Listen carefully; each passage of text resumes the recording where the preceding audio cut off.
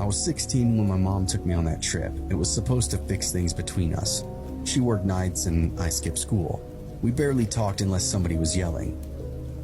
It wasn't like we hated each other. We were just two people living in the same house, orbiting each other and pretending that it didn't hurt. I think she thought I was gay. I thought she was checked out, just making shit up about each other. She rented a car and planned 5 days through the Midwest, said we'd see the ocean, eat everywhere worth eating, talk if we wanted to, or just listen to music if we didn't. I remember standing in the driveway, watching her pack snacks and a cooler full of gas station drinks like we were going to summer camp. She looked hopeful. I didn't have the heart to be a dick about it either. Truth is, it was a good trip, great even. We drove through Kansas and Oklahoma, laughed at dumb billboards, crushed barbecue in Houston. She played her old playlist, Fleetwood Mac, Duran Duran, and I played some of mine.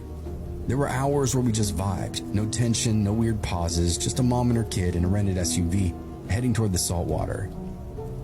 I didn't think anything would ever feel that normal again. But there was one part of the trip that I still can't talk about without getting those pins and needles feeling inside my hands.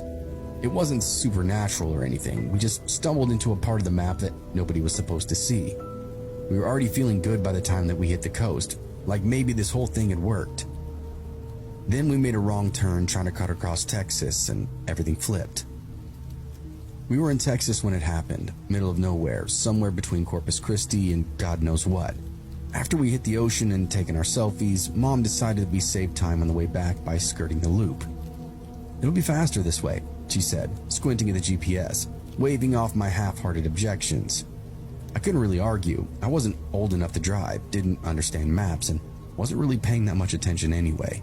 I just wanted to get back to the hotel and pass out with the AC blasting. The road we turned onto wasn't even paved the whole way. Big cracks, long patches of gravel, brushed so close that it scraped the side mirrors. But it was quiet. After about 20 minutes, I realized we hadn't passed a single car, not one. Just dried up fields, barbed wire fences, and the occasional buzzard circling overhead. Mom kept her cool for a while, then she turned the music down. Then she cleared her throat a lot. She turned the music off completely. "We're fine," she said, gripping the wheel a little tighter. "We're still heading north." I checked my phone. No bars, of course. Just that little red X that meant that we were off-grid. "No service," I said. "Yeah," she muttered. "No kidding." We passed a cattle gate with a rusted sign that had no words, just a symbol that looked like a warning. Then came the buildings, 7 or 8 of them, dumped in the middle of nowhere, like somebody gave up on a project halfway through. Concrete blocks with doors that didn't lock. A steel warehouse with a faded biohazard sign. One of the buildings had a tarp blowing on the roof and a giant red stencil that said, "Test area, no entry." Mom slowed the car. "The hell is this place?" I didn't answer her. I was too busy looking at the yellow radiation stickers peeling off one side of the sheds. "I don't like this," she said. She put the car in reverse, but her hands were shaking. "We shouldn't be here. This is some kind of military testing or something." "Just go," I said. "Please."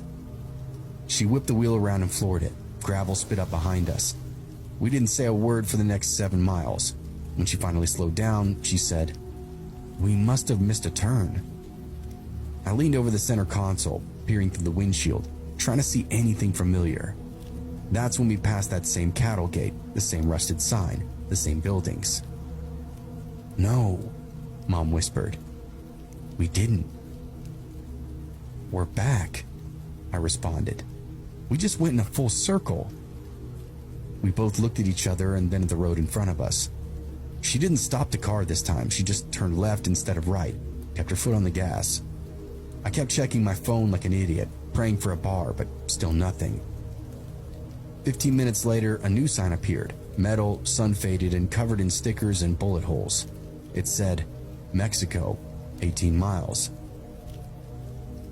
Mom then hit the brakes so hard that our seatbelts locked up. "Mexico?" she said. "Okay, this can't be right." But it was. There was nothing else around. No houses, no businesses, just endless flat desert and that sign.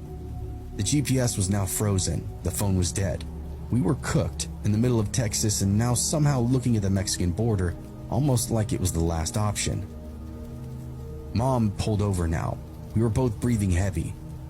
She dug around the glove box for the charging cable and plugged her phone in. We just need like 5 seconds of signal, that's all. The phone powered up and we watched the bars. The charging cord was a 10-foot supercharger for emergencies. Now we could try to send texts over without it burning up the battery. But nothing. I got up and held it in the air, turned slowly in the circle thinking it would help, but still nothing. Just hot air, distant thunder, and a sky that was starting to dim around the edges. I think maybe we should call 911, I said. My mom shook her head. And tell him what?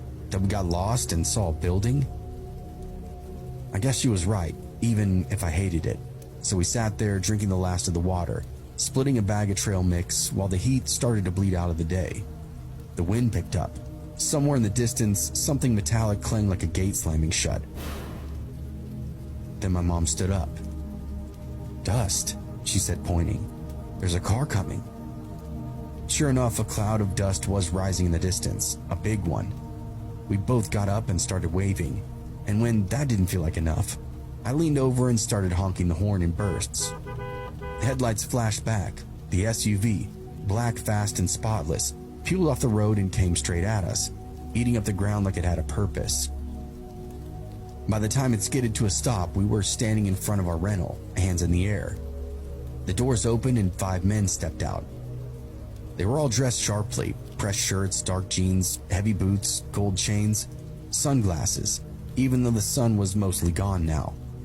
One had a cigarette burning between his fingers. All of them had rifles, and not one of them was smiling. They said nothing, just fanned out in front of us, and then one motioned to the car. My mom looked and whispered, "Don't move." But it didn't matter. Another man waved us off, quick and urgently. We stepped aside, and as soon as we did, 2 of them started yanking open our doors, going through the vehicle like they owned it themselves. I started to say something, anything, and one of them hit me. Just one time, metal against the side of my head, and lights out.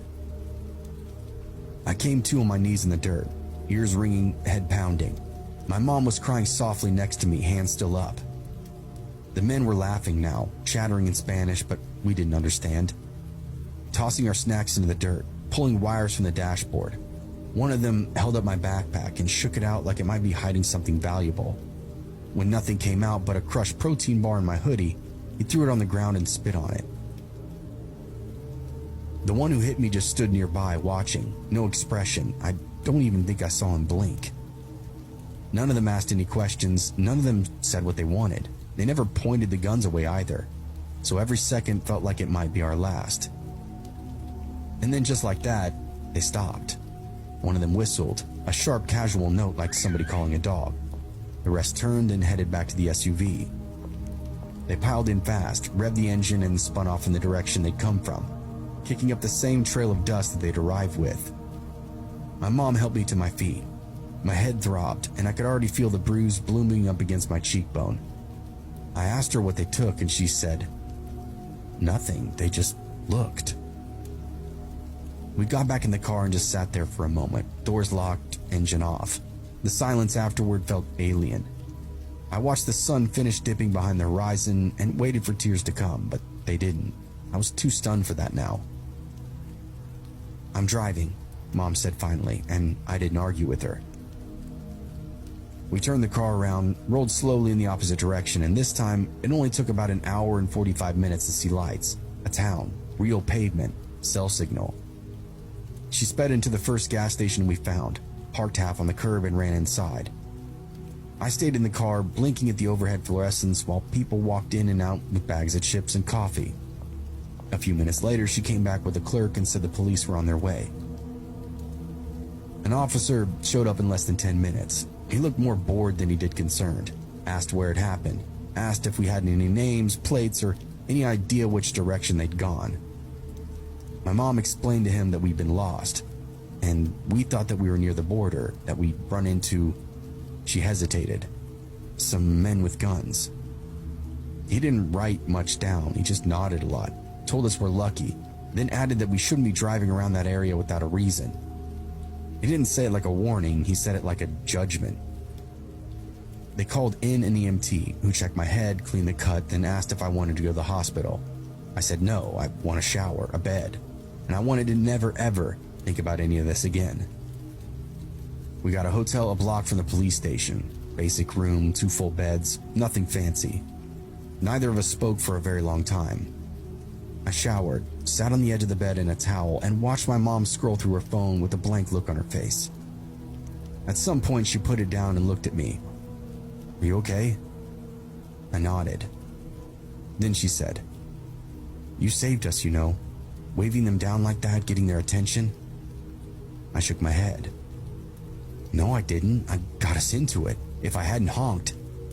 She cut me off. "We were already in it. You did what you thought would help us." That was the closest thing we ever got to talking about it. After that, we mostly just let it fade. Told the story once to my aunt, but left out all the stuff that would make people uncomfortable. Made it sound almost like an accident, like a moment that passed as quickly as it came. But it didn't pass. It stuck with me, still does.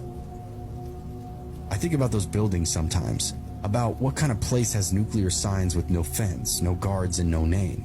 I think about how we loop back without realizing, like the desert didn't want us to leave.